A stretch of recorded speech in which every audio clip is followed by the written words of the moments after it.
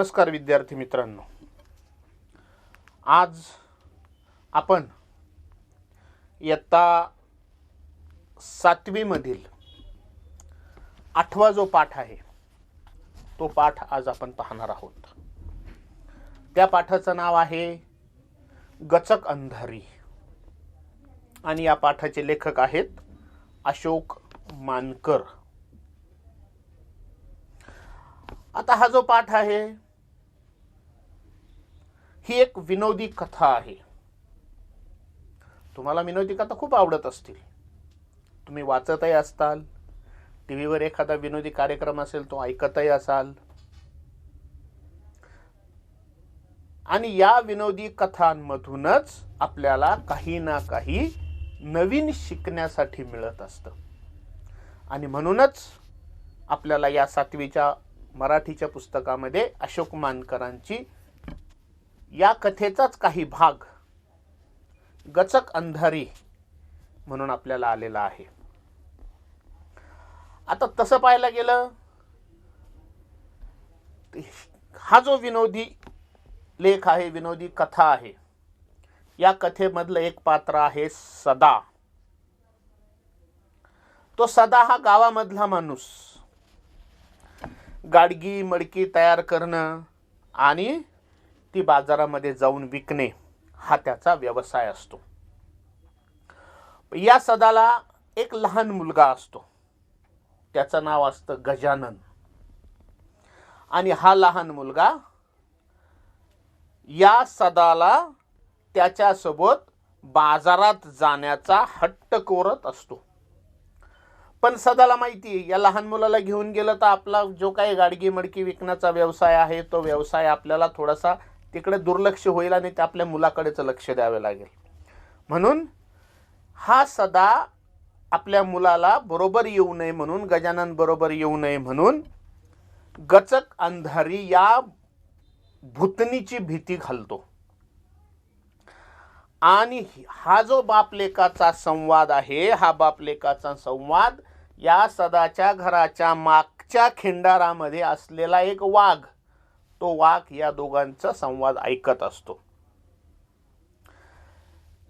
त्याच दरम्यान वाघाला हा सदा गाढव समजून त्या वाघाच्या पाठीवर बसतो आणि बाजारामध्ये जायला निघतो।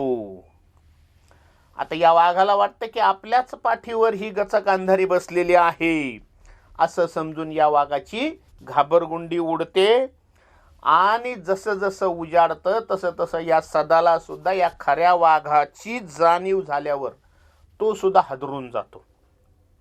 अशा प्रकारे या दोघांच्याही घाबरण्याची ही मजेदार अशी कथा वाचून प्रत्येकाला हसू फुटतं, आपल्यालाही हसू फुटत असेल। आता या धड्यामध्ये काय सांगितलंय, कल्पनेच्या पातळीवर विनोदी लेखनाची खुमारी विद्यार्थ्यांना म्हणजे तुम्हाला अवगत व्हावी, आकलन व्हावी म्हणून ही प्रकट केलेली आहे। तसेच प्राण्यांचे मजेदार संवाद कल्पनेने रंगवण्याची जी काही कसब आहे ते सुद्धा लक्षात आपल्याला येऊन जाईल। मी धडा वाचतो, धडा वाचता वाचताच त्याचे शब्दार्थ अर्थ आणि समजावून सांगतो। पाठ 8वा गचक अंधारी। लेखक आहेत अशोक मानकर, जन्म आहे 1959। ग्रामीण विनोदी कथा लेखक, हेबाळपंथी, हुनेर, Ganpat family in New York. Gachak अंधारी हे त्यांचे कथासंग्रह प्रसिद्ध आहेत। चित्रपट असो, दूरदर्शन मालिका असो, माहितीपट असो, यांच्यासाठी सुद्धा या अशोक मानकरांनी कथा लिहिलेल्या आहेत, संवाद लेखन केलेले आहे। सदाचा मुलगा गजानन सदाबरोबर बाजारात जाण्यासाठी सतत पाठीमागे लागायचा। एके दिवशी सदा त्याला घाबरवण्यासाठी गचक अंधारी नावाच्या एका काल्पनिक जनावराची भीती त्याला दाखवतो। पावसाच्या तडाख्यामधून वाचण्यासाठी गावात शिरलेला वाघ आणि बाजाराला निघालेला सदा यांच्यामध्ये ज्या ज्या घटना घडतात त्या अगदी विनोदी आणि मार्मिक पद्धत शैलीमधून या लेखकाने मांडलेल्या आहेत. मी धडा वाचतो, वाचता वाचता आलेले शब्दार्थ, त्यांच्या अर्थ आणि धडा समजावून सांगतो. एका गावात सदा व सखू नावाचे जोडपे राहत होते. जोडपे म्हणजे नवरा बायको. त्यांना गजानन नावाचा मुलगा होता. त्यांची गाडगी मडकी करण्याचा धंदा होता. म्हणजे ते कुंभार होते, गाडगी मडकी करणारे. एक गाव होतं, त्या गावामध्ये सदा आणि सखू नावाचं जोडपं राहत होतं. दोघं नवरा बायको राहत होते. त्यांना गजानन नावाचा एक मुलगा होता. त्यांचा गाडगी मडकी करण्याचा धंदा होता, म्हणजे व्यवसाय होता. भाजलेली मडकी सदा पंचक्रोशीतल्या गावातल्या बाजारामध्ये विकायला नेई. पंचक्रोशी म्हणजे 4-5 कोसाच्या आतली जी काही गावं आहेत त्या गावांना म्हणायचं पंचक्रोशी. म्हणजे सदा आणि सखू ज्या गावामध्ये राहत होती त्या गावाचे 4-4, 5-5 कोस आजूबाजूला असलेली जी गावं त्याला म्हणायचं पंचक्रोशी.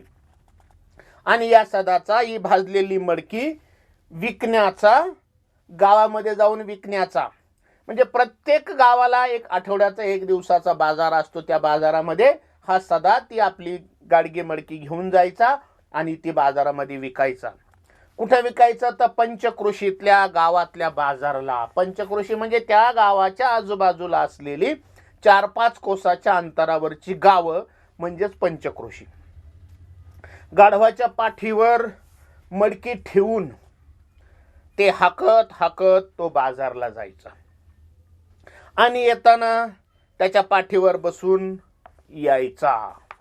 म्हणजे त्याच्याकडची जी काही तयार झालेली गाडगी मडकी असतील ती गाडगी मडकी या गाढवाच्या पाठीवर तो ठेवायचा आणि त्यांना, त्या गाढवाला हाकत हाकत तो बाजाराला घेऊन जायचा.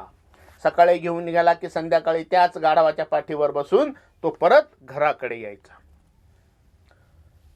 पण कधी कधी एखाद्या बाजारामध्ये जर मडकी शिल्लक राहिली तर तो परत घरी घेऊन येत नसायचा. तो कुणी एका ओळखीच्या घरी ठेवून द्यायचा. म्हणजे पुढच्या बाजारला जाताना त्या आपल्या जवळच्या आहेत ते आणि दोन्ही मिळून बाजारमध्ये तो विकायचा.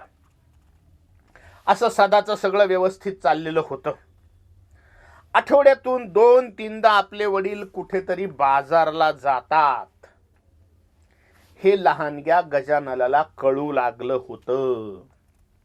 म्हणजे तो गजानन लहान होता, जोपर्यंत त्याला काही कळत नव्हतं, त्याच्यामुळे तो आपले वडील कुठं जातात, सकाळी उठून संध्याकाळी परत येतात, आठवड्यातून 2-3 वेळा बाहेर असतात, हे त्याला कळत नव्हतं. पण जसं जसं या गजाननला कळायला लागलं तसं तसं आठवड्यामधून 2-3 दिवस वडील कुठेतरी बाजारला जातात हे त्याला कळायला लागलं. आणि वडिलांबरोबर बाजारात जाण्यासाठी आता तो सारखाच हट्ट करू लागला. दरवेळी त्याची समजूत घालता घालता सदा व सखू मेटाकुटीला येत. मेटाकुटीला येणे म्हणजे रडकुंडीला येणे, की समजूत कशी घालायची. प्रत्येक वेळेस तो हट्ट करायचा, मला तुमच्याबरोबर बाजारात यायचं. पण सदा आणि सखू दरवेळेस त्याची समजूत घालता घालता अगदी रडकुंडीला यायचे, पण तो काही ऐकतच नसायचा. एके दिवशी सदाला मडकी विकायला शेजारच्या गावात जायचं होतं. पण एक दिवस असा झाला, दरवेळेस त्याच्या आपले हट्ट असायचा, ते कशी तरी समजूत घालायचं, सदा घेऊन जायचा बाजारामध्ये ती मडकी. पण एक दिवस असा आला की शेजारच्या गावामध्ये भल्या पहाटे उठून त्याला जावं लागलं मडकी विकायला. भल्या पहाटे उठून सखूने भाकरी थापल्या, शिदोरी बांधून दिली. त्यावेळी गजा गाढ झोपला होता. म्हणजे सकाळी सकाळी हा गजानन झोपलेला होता, म्हणून या सदाची बायको सखू लवकर उठली. तिने सकाळी भाकरी थापल्या, शिदोरी बांधून दिली आणि आता सदा दुसऱ्या गावामध्ये बाजारला जाणार. सदाला ज्या बाजाराला जायचे होते तिथं मागची मडकी शिल्लक होती. म्हणजे यावेळेस सदाला पाठीवरती गाढवाच्या पाठीवरून काही गाडगी मडकी घेऊन जायची नव्हती. मागच्या वेळी जी शिल्लक राहिलेली ओळखीच्या घरी ठेवलेली होती त्यामुळे सदाला एकट्यालाच जायचं होतं. त्याने ती ओळखीच्या घरी ठेवली होती त्यामुळे त्याला फक्त गाढवावर बसून जायचं होतं.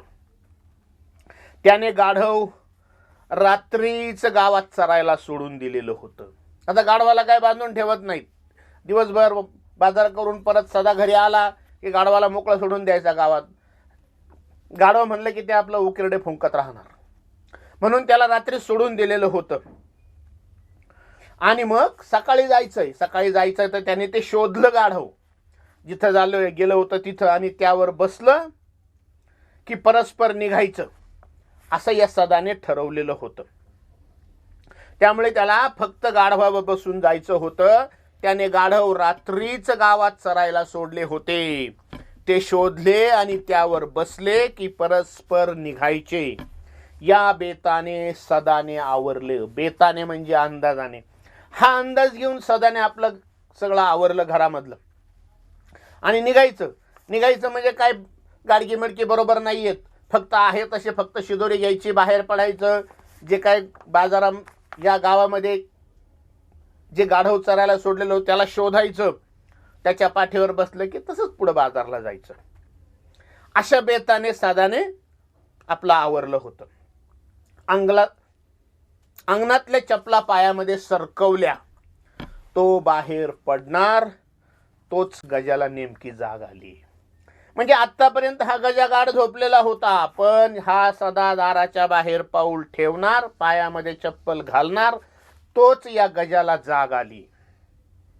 खाटेवरून धाडकन उडी घेऊन पळतच बापाजवळ येऊन त्याने गिल्ला केला. गिल्ला करणे म्हणजे गोंधळ घालणे, गोंधळ करणे. काय गिल्ला केला? मी येतो. हा गिल्ला या गजाने केला. असं म्हणून सदाने एकदम डोक्याला हात लावून घेतला की निघायचं होतं आपल्याला, पण बाहेर पडताच हा गजा जागा झाला आणि त्याने सगळा गोंधळ करून मी येतो म्हणून करायला लागला. त्याच रात्री सदाच्या गावालगतच्या परिसरामध्ये जोराचा वादळी पाऊस झाला होता. विजा कडाडल्या होत्या, गारपीट झाली होती आणि त्या तडाख्यात एक वाघ सापडलेला होता. म्हणजे ज्या दिवशी या सदाला बाजारामध्ये जायचं होतं म्हणून सकाळी लवकर उठला होता, त्या आदल्या दिवशीच्या रात्री या गावालगतच्या परिसरामध्ये भरपूर वादळी पाऊस झालेला होता, विजा कडाडलेल्या होत्या, गारपीट झालेली होती आणि त्याच तडाख्यामध्ये एक वाघ या पावसाच्या तडाख्यामध्ये सापडलेला होता. वाघाने बावचळून आपल्या जागेवरून पळ काढला होता आणि आसरा शोधत, आसरा म्हणजे निवारा, तो वाघ सुद्धा या पावसाला घाबरून पावसात भिजू नये म्हणून निवारा शोधत तो सदाच्याच गावामध्ये येऊन धडकला होता. पहाटेपर्यंत कुठेतरी आश्रय घेऊ नि झुंजू होताच इथून निघून जाऊ. झुंजू म्हणजे पहाटेचा संधी प्रकाश. पूर्ण अंधारही नाही, पूर्ण उजेडही नाही. सूर्य पूर्ण उगवलेला नसतो. सूर्याची उगवण्याची सुरुवात झालेली असती, त्यावेळेसचा जो प्रकाश आहे त्याला म्हटलेला आहे झुंजू. म्हणजेच रात्री सदाच्या गावालगतच्या परिसरामध्ये जोराचा वादळी पाऊस झाला होता, विजा कडाडल्या होत्या, गारपीट झालेली होती आणि त्या तडाख्यामध्ये एक वाघ सापडलेला होता. वाघाने बावचळून आपल्या जागेवरून पळ काढला होता. आसरा शोधत तो सदाच्या गावामध्येच येऊन धडकला होता. पहाटेपर्यंत कुठेतरी आश्रय घेऊ नि झुंजू होताच इथून निघून जाऊ या हिशेबाने वाघाने गावात जागा शोधण्याचा प्रयत्न केला. इकडे शोध तिकडे शोध करत त्याला एक पडकं खिंडार दिसलं. एक भिंत होती, ती भिंत पडलेली होती आणि ते पडलेल्या भिंतीमध्ये आज जे काही खिंडार झालेलं होतं, जे काही कप्पा झालेला होता, त्या ठिकाणी त्याच्या आतमध्ये जाऊन हा वाघ भिंतीलगत उभा राहिला. की जेणेकरून पावसाचा आडोसा होईल. आणि नेमकी ही सदाच्या घराच्या मागची भिंत होती. म्हणजे कहा सदा इकडं बाजारला जायला निघालेला. नेमका त्याचा मुलगा जो आहे गजा उठला आणि तो मागे लागला. आत्तापर्यंत बऱ्याच वेळा समजून सांगितलं, सगळं सांगितलं, कसं तरी त्याला थांबवलं, पण आज तो काही थांबत नव्हता. इकडं आदल्या दिवशी रात्री जोराचा पाऊस झाला. वाघ त्या पावसाच्या मध्ये सापडला. त्याने निवारा शोधायला नेमका त्या सदाच्याच गावामध्ये आला. शोधता शोधता आसरा शोधता शोधता नेमका सदाच्या घराच्या मागची भिंतीच पडलेलं खिंडार होतं. तिथंच त्या भिंतीलगत थांबला. ह्या सगळ्या घटना घडल्यानंतर साहजिकच या खिंडारामध्ये भिंतीशी उभ्या असलेल्या वाघाला सदाच्या घरातलं बोलणं स्पष्ट ऐकू येत होतं. पहा, आता विचार करा, माणसाची भाषा वाघाला समजते का? नाही. वाघाची भाषा माणसाला समजते का? नाही. म्हणजे प्राण्याची भाषा मानवाला समजत नाही, मानवाची भाषा प्राण्याला समजत नाही. पण इथं कल्पना कशी केलेली आहे की वाघाला माणूस काय बोलतोय, म्हणजे या सदाच्या घरामधले लोक काय बोलतायत ते या वाघाला ऐकू येत होतं. सदा विचार करत म्हणाला, बाबू तुला मी नेलं असतं, पर अंधार किती हाय, रातच आहे ना अजून. गजा उसळला, असू द्या, मी येतो. लेका रस्त्यावर या वक्ती कोला असतं बरं, वक्ती म्हणजे वेळेस. आता सदा विचार करायला लागला की याची समजूत कशी घालायची. आणि याची समजूत घालता घालता तो बोलायला लागला आणि म्हणायला लागला की बाबू मी तुला नेलं असतं रे, पण बाहेर किती अंधार आहे, अजून जणू काही रात्रच आहे. पण गजा उसळला, गजा खवळला, असू द्या रात्र, मी येतो असं तो म्हणायला लागला. परत सदा म्हणाला, लेका रस्त्यावर या वक्ती कोला असते बरं. कोला म्हणजे कोल्हा. किंवा म्हणतो, बाळा या रस्त्यावरती रात्रीच्या वेळी कोल्हा असतो. गजा म्हणता, असू द्या, लहायाने लेकराले उचलून नेत म्हणतात त्यो. ते सदा म्हणतो लहान मुलांना ते उचलून घेऊन जातोय. पण गजा काय म्हणतो, नेऊ द्या, काही नाही, मी येतो. ते म्हणतो नेऊ द्या, जरी लहान मुलांना घेऊन जाणार असला कोल्हा तरी मला नेऊ द्या, मी काही तुमचं ऐकणार नाही, मी येणार. तिकडे लांडगा येतो. मग सदा सांगत होता, पण तो गजा म्हणाला की तर लांडगा येऊ नाही तर काही येऊ, मी तुमच्याबरोबर येणार, येऊ द्या, मी येतो म्हणजे येतो. पुढे जंगल लागते. पुढे म्हणजे पुढे जाता जाता जंगल लागतं. तो अजून घाबरायला लागला गजाला. जंगलामध्ये वाघ असते या टायमाले म्हणजे टायमाला, वेळेला. या वेळेला जंगलामध्ये वाघ असतो, सदा सांगतोय आपल्या गजाला. आणि सदाचं आणि गजाचं हे बोलणं वाघ त्या सदाच्या घराच्या मागच्या भिंतीच्या पाशी उभा असतो, तो सगळं बोलणं ऐकत असतो. असू द्या, काही भेव नोका दाखवू मले वाघा भागाचं. भेव म्हणजे भीती. एवढं करू नये गजा म्हणतो, काय नाही, काय तुम्ही म्हणताय ते असू द्या, मला काही वाघाचं फिगाचं भीव दाखवू नका, भीती दाखवू नका. हे सगळं या सदाचं आणि गजाचं बोलणं हा वाघ ऐकत असतो. आणि ऐकता ऐकता तो मनाशी म्हणाला, लोयच आटेल पोरग दिसून राहिलंय. म्हणजे फारच पोरग आटेल दिसून राहिलंय. आणि वाघाने खाल्लं तर तुले. सदाने त्या गजाला तो गजाला म्हणाला, जर तुला वाघाने खाल्लं तर.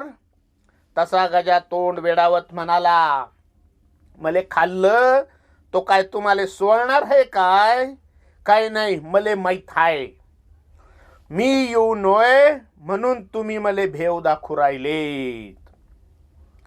एवढं सगळं करू नये साधा परत गजाला म्हणाला, जर वाघानं तुला खाल्लं तर काय करायचं. तर गजा त्याला म्हणतोय की मला जर वाघानं खाल्लं तर तुला काय सोडणार आहे का, मला काही माहित नाही, मी येऊ नये म्हणून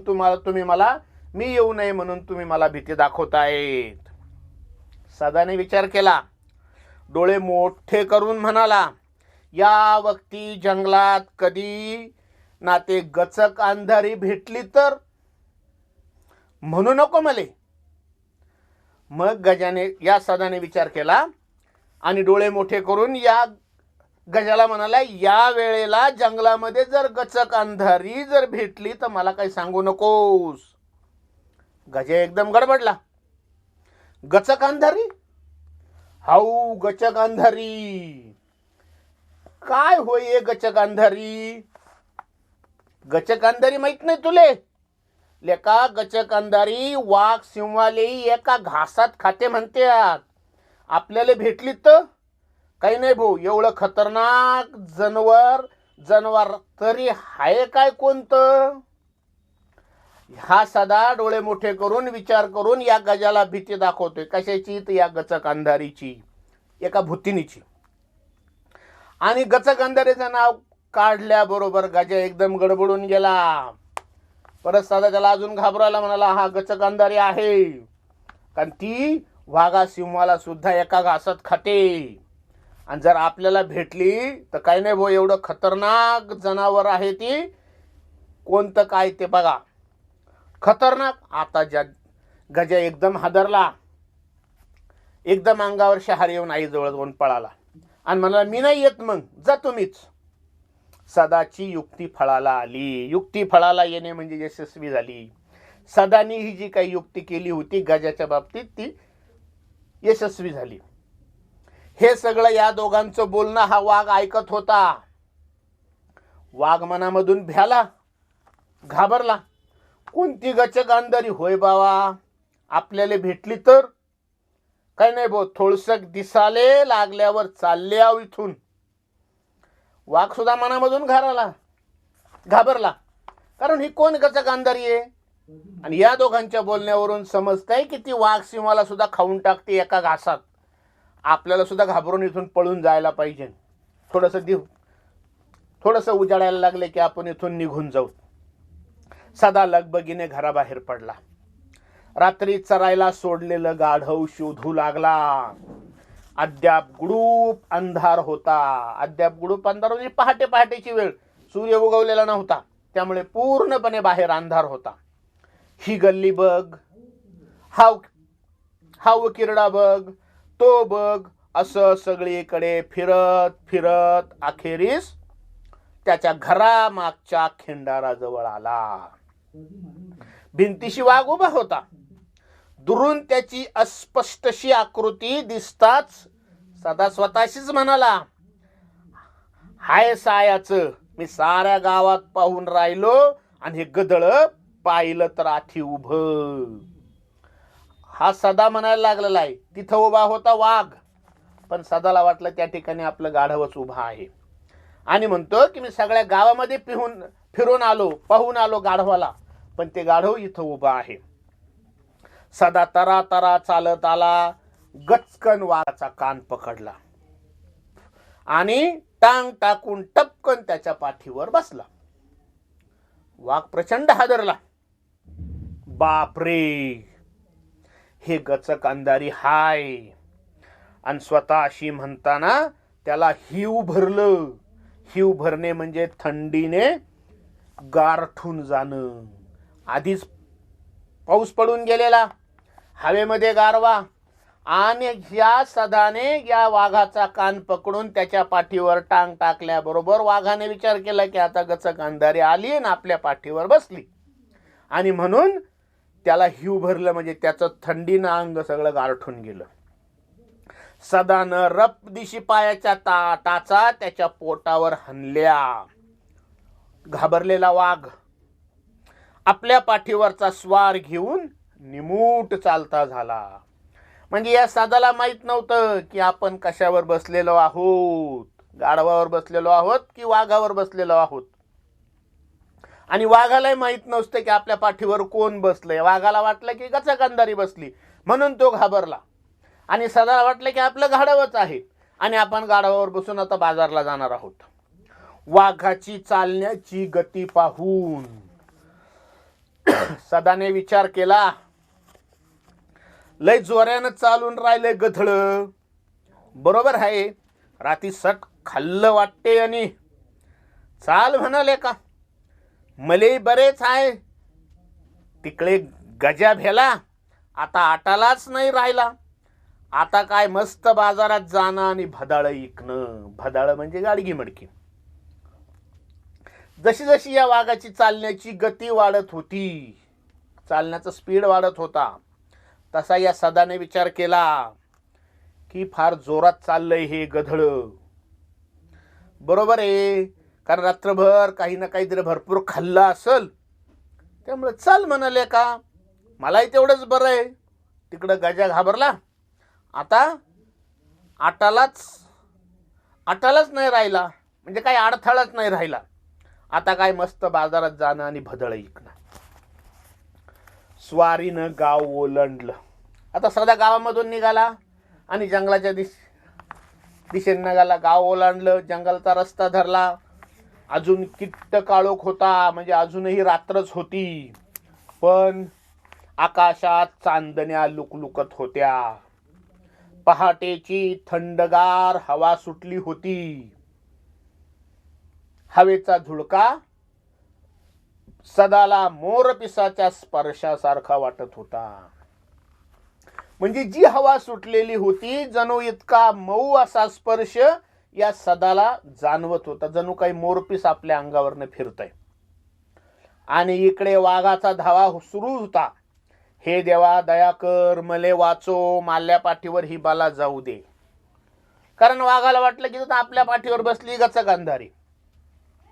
त्यामुळे वाघ देवाचा धावा करत होता, हे देवा दया कर, मले वाचो, माझ्या पाठीवरची ही बाला जाऊ दे.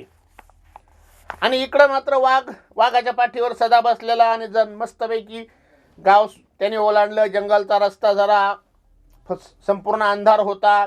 आकाशामध्ये चांदण्या अजूनही लुकलुकत होत्या. पहाटेची थंडगार हवा सुटली होती आणि हवेचा झुळका या सदाला मोरपिसाच्या स्पर्शासारखा वाटत होता. इकडे वाघ घाबरला. देवाचा धावा सुरू होता.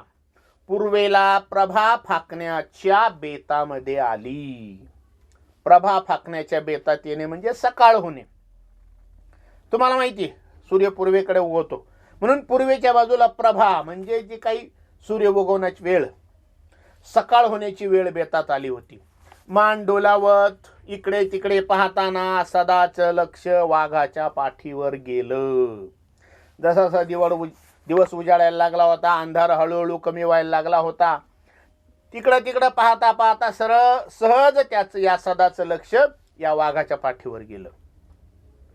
गाढवाचा राखाडी सोडून पिवळा रंग आणि त्यावर काळे पट्टे दिसताच त्याच्या मनात शंकेची पाल चुकचुकली. शंकेची पाल चुकचुकणे म्हणजे शंका निर्माण होणे. आतापर्यंत घरापासून निघाला आणि जंगलचा रस्ता धरेपर्यंत, सकाळ होईपर्यंत त्याला माहित नव्हतं की आपण कोणाच्या पाठीवर बसलेलो आहोत. गाढव समजून त्या वाघाच्या पाठीवर बसलेला होता. पण जसा जसा दिवस उजाडायला सुरुवात झाली, अंधार नष्ट व्हायला सुरुवात झाली, त्यावेळेस त्याचं सहज लक्ष त्या वाघाच्या पाठीकडे गेलं.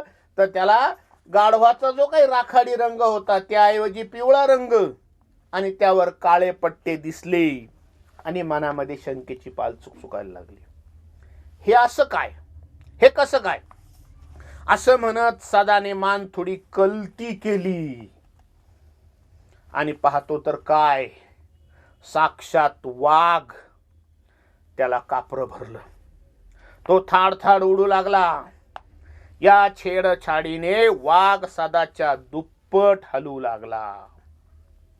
मनाशी म्हणू लागला, गचक अंधारी झटके देऊन राहिली, म्हणजे आपल्याला खायाची तयारी करून राहिली. हे म्हणजे जसा जसा सूर्य उगवायला लागला, दिवस अंधार नाहीसा व्हायला लागला, दिवस उजाडायला लागला, तसं तसं या सदाच्या लक्षात आलं की आपण गाढवाच्या नाही वाघाच्या पाठीवर बसलेला आहे. त्याची भीतीने गाळण उडाली आणि भीतीमुळे थाडथाड उडायला लागला. आणि इकडं वाघ सुद्धा या सदापेक्षा दुप्पट वेगाने हलायला लागला आणि मनाशी म्हणायला लागला की गचक अंधारी झटके देऊन राहिलीये, म्हणजे आपल्याला खायची तयारी ती करू राहिलेली आहे. सदा आकाशाकडे पाहात करुणा भाकू लागला. करुणा भाकणे म्हणजे दयेची याचना करणे. इकडं वाघ सुद्धा देवाचा धावा सुरू केला होता की मला या पाठीवरच्या गचक अंधारीपासून वाचव, आणि इकडं सदा सुद्धा देवाचा धावा करत होता की या वाघापासून मला वाचव. हे ईश्वरा, काय बुद्धी दिली बाबा. गध सोडून वाघाच्या पाठीवर बसलो आणि हा वाघही मला घेऊन चालला.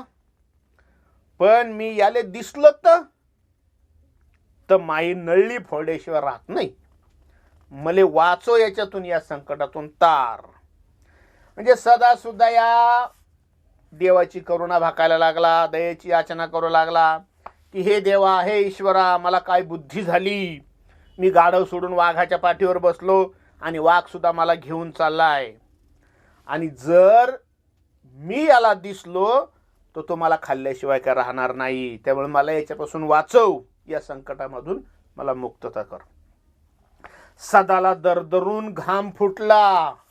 हे सगळं करता करता वाघ चाललेला होता. वाघाच्या पाठीवर सदा बसलेला होता. ते आपल्या जंगलाच्या दिशेने पुढे चाललेले होते. पण हे सगळं करता करता त्याला अजूनच भीतीने गाळण उडाली. दरदरून घाम फुटला. खूप खूप भीती वाटायला लागली. एवढ्या थंड वातावरणातही घामाने तो वरपासून खालपर्यंत थबथबला. म्हणजे एवढ्या थंडीमध्येही पूर्णपणे घाबरून गेलेला होता, आणि घाबरल्यामुळे त्याच्या संपूर्ण अंगाला घाम फुटलेला होता. डोक्यापासून घामाच्या धारा ओघळू लागल्या. घाम वाघाच्या पाठीवर उतरू लागला. एवढा घाम आला होता की त्याचे सगळे कपडे ओले झाले, आणि तोच घामाचे थेंब या वाघाच्या पाठीवर पडू लागले. तेव्हा अजूनच वाघाची घाबरगुंडी उडाली. घेओ, आता तर गचक अंधारी पाणी सोडून राहिली, म्हणजे मले हे आता पाण्यात भिजू भिजू खाते. ह्या विचाराने वाघाचं काळीज जोर जोरात धडधडू लागलं. कापरे भरलेला सदा सुटकेचा काही मार्ग सापडतो का म्हणून इकडे तिकडे पाहू लागला. दूरवर त्याला एक वडाचं झाड दिसलं. त्याच्या पारंब्या जमिनीपर्यंत आलेल्या होत्या, आणि हा रस्ता वडाच्या झाडाखालून जात होता. म्हणजे आता आपल्याला वाघाच्या पाठीवरून तर आपली सुटका करून घ्यायची आहे, असा विचार करून सुटकेचा मार्ग काही सापडतो का म्हणून हा सदा इकडं तिकडं पाहायला लागला. तर दूरवर त्याला एक वडाचं झाड दिसलं, आणि त्या वडाच्या झाडाच्या पारंब्या जमिनीपर्यंत खाली आलेल्या होत्या, आणि हा रस्ता सुद्धा त्या वडाच्या झाडाखालूनच जात होता. सदाच्या जीवात जीव आला. ते झाड पाहिल्यामुळं, झाडाच्या पारंब्या खाली आलेल्या पाहिल्यामुळे, आणि रस्ताही त्या झाडाच्या मधून जात असल्यामुळे या सदाच्या जीवात जीव आला. म्हणजे निश्चिंत झाला की आपल्याला सुटकेचा मार्ग सापडला. वाघ जेव्हा झाडाखालून जाऊ लागला तेव्हा सदाने विलक्षण चपळाई केली. लोंबणारी पारंबी पकडत तो वाघाच्या पाठीवरून सटकला आणि सरसर वर गेला. सदा असा अलगद वेगळा होताच जमलं बाबा, सुटलो, नाहीतर गचक अंधारी आज आपल्याला खाल्ल्या बिगर राहत नव्हती. धन्य रे बाबा तुही, असे म्हणून वाघ सुसाट पळत सुटला. म्हणजे वेगाने पळत सुटला. म्हणजे पहा, वाघ, सदा आणि गजा यांची ही विनोदी कथा, विनोदी गोष्ट. पण याच्यामधूनही आपल्याला कसं आहे की प्राण्यांची जी काही भाषा आहे, प्राण्यांची जे काही कल्पनेतलं विश्व आहे, ते कसं आपल्याला यामधून दिसून येतं. वाघ बोलू लागला तर, आणि वाघाचं बोलणं आपल्याला समजत नाही, आपलं बोलणं वाघाला समजत नाही, पण अशा याच्यामध्ये ही कल्पनेने ही विनोदी कथा या लेखकाने लिहिलेली आहे. आवडली? बाकीचं आता पुढच्या तासाला पाहूयात. धन्यवाद.